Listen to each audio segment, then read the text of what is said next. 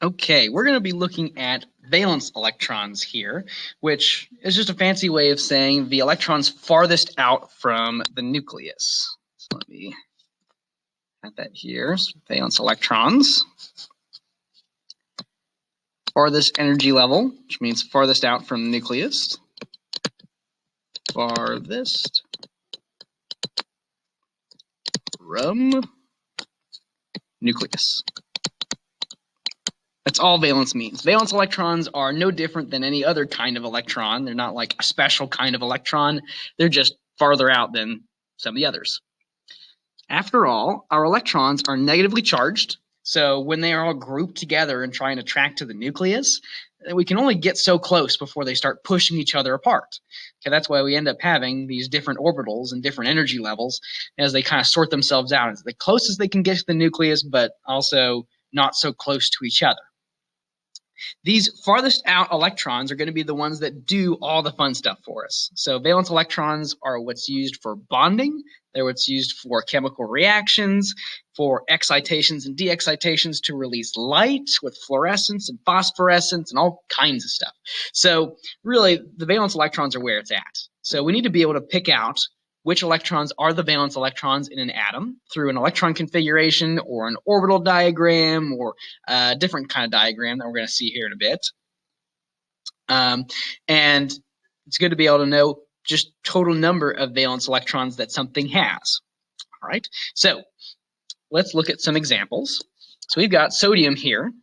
Sodium is in column 1 of the periodic table, and this we're just kind of checking from left to right.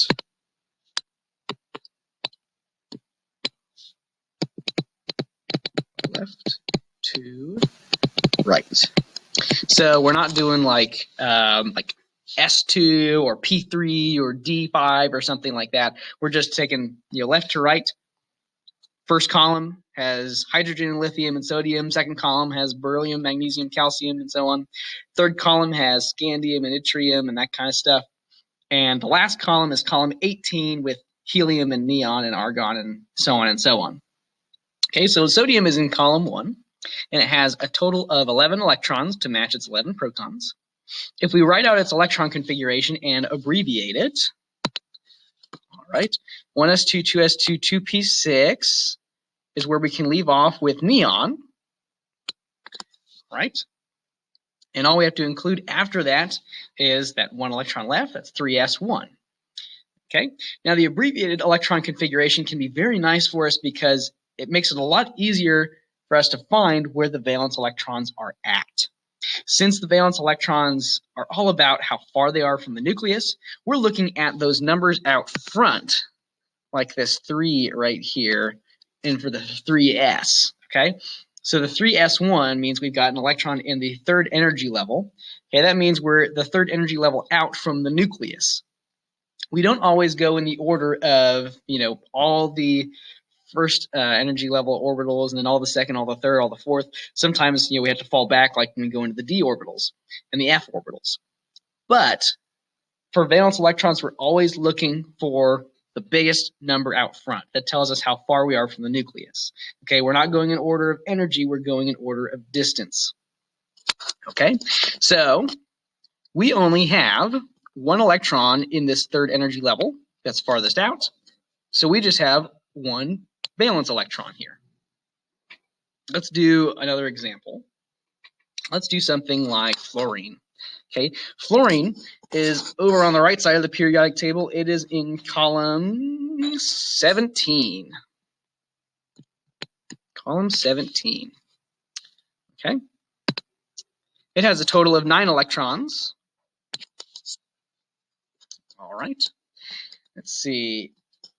The noble gas that comes before fluorine is helium. So I'm going to do a little bracket, He. All right. And then we take off after helium's electron configuration, which is just 1s2. It doesn't save us a lot of space, but oh well. So we're not including 1s2. Then we go on to 2s2 and 2p. We end at 2p5. Fluorine is the 5th column in the p block. So we're ending at 2s2, 2p5. All right.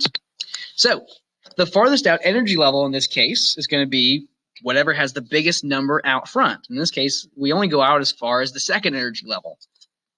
So I've got stuff here and here, and the 2s and the 2p that are both in the second energy level, they're both kind of farthest out, right?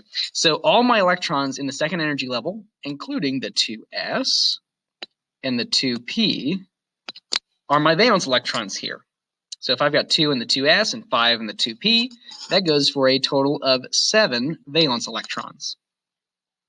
Okay? Now, you may start to notice a pattern with these the further you get in, where we've got the number 17 here. We got 7. 1 is 1. And so you might start to see kind of a connection, especially as you do more and more and more of these. So keep that in mind. There might be a connection between the number of the column that your element is in and the number of valence electrons that an element has. That can give us another nice little shortcut in the future. For questions 8 through 13, we're going to go the opposite direction and try and figure out what our element is based on its electron configuration. So let me just pick a random one. Let's look at number 9. 9 ends in 2p4, and we can't get to 2p4 unless we fill up everything else before that. So let's see, 1s2, 2s2, 2p, 1, 2, 3, 4. Well, oxygen is in the second row, and it's the fourth column in to the P block. So oxygen is going to end in 2p4. Let's do oxygen. All right. Now, let's see. Overall column, it's in column 16. And let's see how many valence electrons it has. Well, just like with fluorine, our farthest out energy level is the second energy level. We've got 2 electrons here and 4 electrons here for a total of 6. We have 6 valence electrons in oxygen. So we're in column 16. We have 6 valence electrons. Column 17, 7 valence electrons. Interesting. Okay, I'll have to keep that in mind. Let's do one of these kind of harder ones down here. Let's do number 13. So number 13, I have an element that ends in the electron configuration 5p6. All right. Well, I go 1, 2, 3, 4, 5 rows down. I look at the last column in the P block. That looks like xenon. So this is the element xenon. All right. It is in the last column of the periodic table, which is column 18. Right. Now, it may be instinct for you to look at this and be like, okay, well, I've got these electrons here. So I'm just going to count all these up, and I've got 2, and I've got 10, I've got 6. So that's like 18 electrons. And maybe those are my valence electrons because they come after the abbreviation. But remember, we're only counting the electrons that are in the farthest out energy level. Okay, we might stop at the 5th energy level to go back to the 4th energy level to fill some up in the 4Ds, but those are closer into the nucleus. Okay, and we can tell by that number 4 right there. It's closer in than the 5th energy level. So those don't count as valence electrons. Okay, only the stuff in the 5th energy level is farthest out. So you have to be careful what you include. So the 5s and the 5p electrons are the ones that are farthest out. So in this case, they have 8 valence electrons, 2 from the 5s and 6 from the 5p. Okay, we don't include the 4d electrons because they're closer into the nucleus. They are not farthest out in that 5th energy level. Okay? Again, column 18, 8 valence electrons. Okay? So by the time you do the rest of these, this is going to have you kind of compare all these elements, what column they ended in, and how many valence electrons they had, and maybe make a prediction about column 15 based on what you find.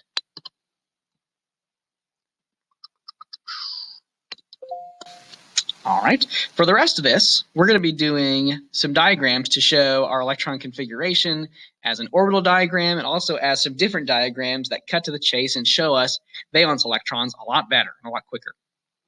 So let's look at this one for nitrogen. We're going to do the orbital diagram for nitrogen. Switch colors here. Let's do orange, I guess. Okay, so let's see. Nitrogen has an electron configuration of, let's see, 1s2, 2s2, 2p, 1, 2, 3, ends in 2p3. So to fill up its electrons in this orbital diagram, I've got to have 2 electrons in the 1s. Again, I make them kind of opposite directions, 1 up, 1 down. 2 electrons in the 2s, 1 up, 1 down. And then I've got 3 electrons in the 2p. Now, while I'm on a roll, I might start doing this, but remember, if we have room to spread out the electrons, we should. So I've got 3 orbitals in the same kind of energy for the 2p. So I'm going to put all these electrons spread out as good as I can here. Okay. Now, you're probably used to seeing orbital diagrams that are all kind of flat in a line like this before this. Okay. This is the same thing. We've just raised them up to show that we're going higher and higher in energy going this way. Okay, so don't let that freak you out. It's not any different than the other orbital diagrams we've done. We've just kind of lifted a couple of these up to show which ones are at higher energies and which ones are, not. Okay, so like our set of 2p orbitals here are all at the same energy, so I can spread out my electrons kind of as much as I can there, and I'm not pushing one electron into a more uncomfortable spot than another. All right, now to find our valence electrons here, all I have to do is look for stuff at the farthest down energy level, which happens to be all the stuff in the second energy level, just like with oxygen and fluorine. So all of these electrons here in the second energy level are going to be my valence electrons. My other electrons that come before that are farther inside the electron cloud are what we call the core electrons. And they don't do a whole lot for us. Okay. Now, in a Lewis dot diagram, which is this over here, we only show the valence electrons. And this is going to be very helpful to us once we start getting into bonding and reactions and things like that.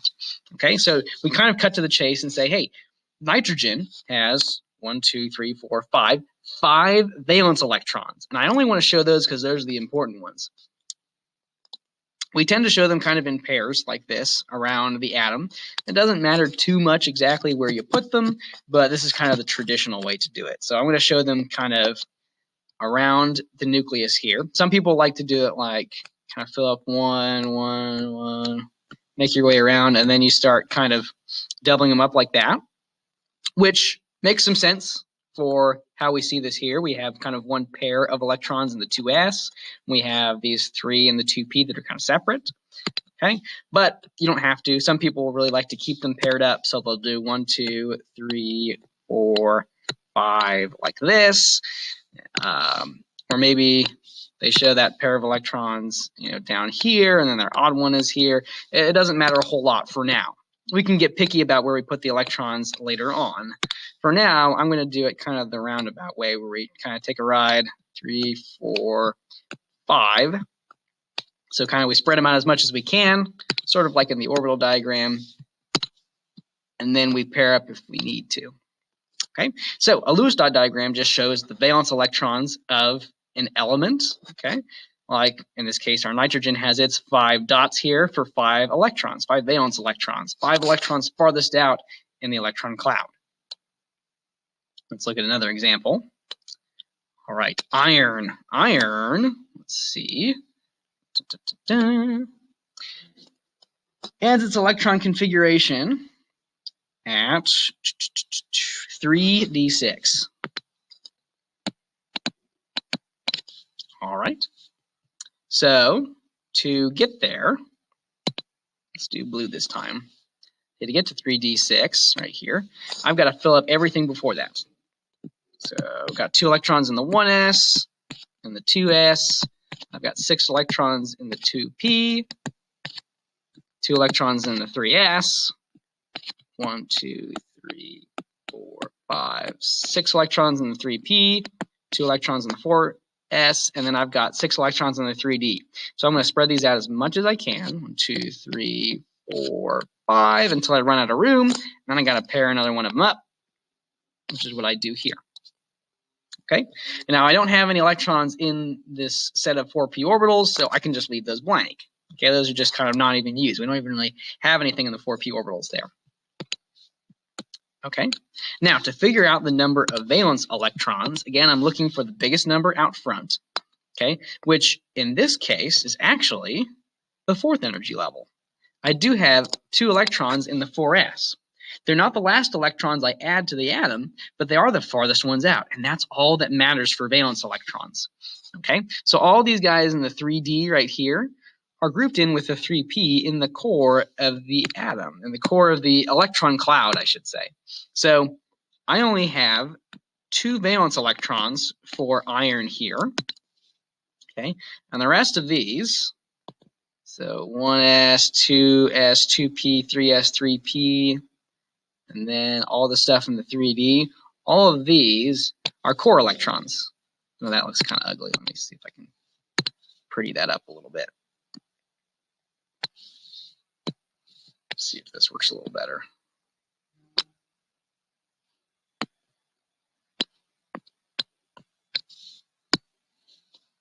Hey, that's a little better.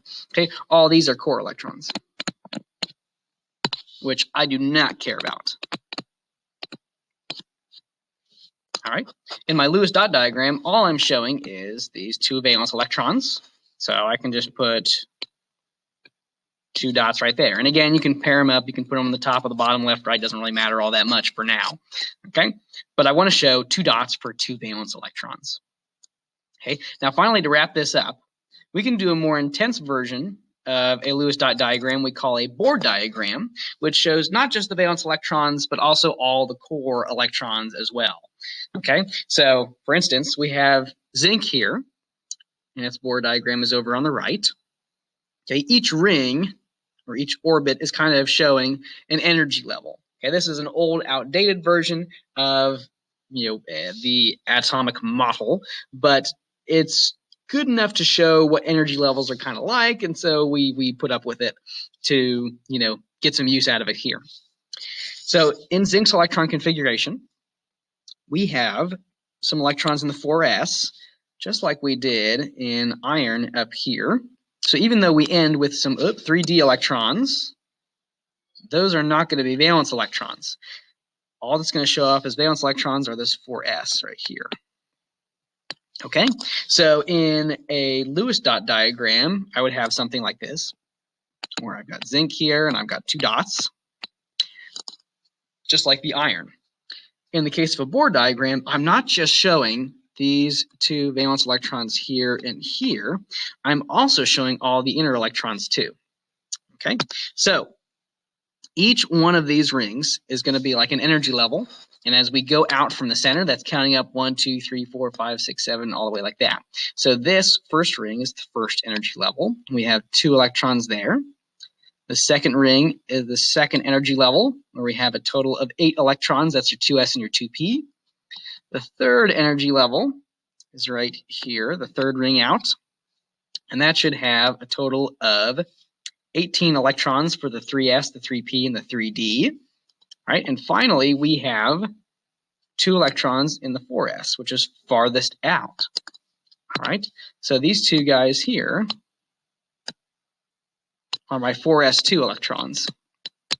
And if I'm going to do something fun with my atom, these are the electrons that are going to go first. So we can do this for this diagram for silicon here by looking at what we've got. Okay, well in this case, the third energy level is the farthest out because it's the biggest number out front in our electron configuration. And I've got 2 electrons in the 3s and 2 electrons in the 3p for a total of 4 valence electrons. All right, now this is going to be 1, 2, 3, and the third energy level out. So I want to put 4 electrons out here. 1, 2, 3, 4. I don't have any electrons in the fourth energy level, so I can just kind of leave that one blank. All right. And then my core electrons, let's see, are the 1s2, the 2s2, and the 2p6. So I have a total of 8 electrons. Let me do a different color so you can see this a little bit better. I have a total of 8 electrons in the second energy level. 1, 2, 3, 4, 5, 6, 7, 8. And just 2 electrons in the first energy level. 1, 2, like that. Okay, so this is a Bohr diagram for silicon. Okay, shows the core electrons, the 1s2, the 2s2, the 2p6, kind of on the inside of the electron cloud, as well as the valence electrons, the 3s2, the 3p2, that are on the outside of the atom. Okay, and that's the basics of looking at valence electrons through electron configurations and orbital diagrams, Lewis diagrams, and Bohr diagrams.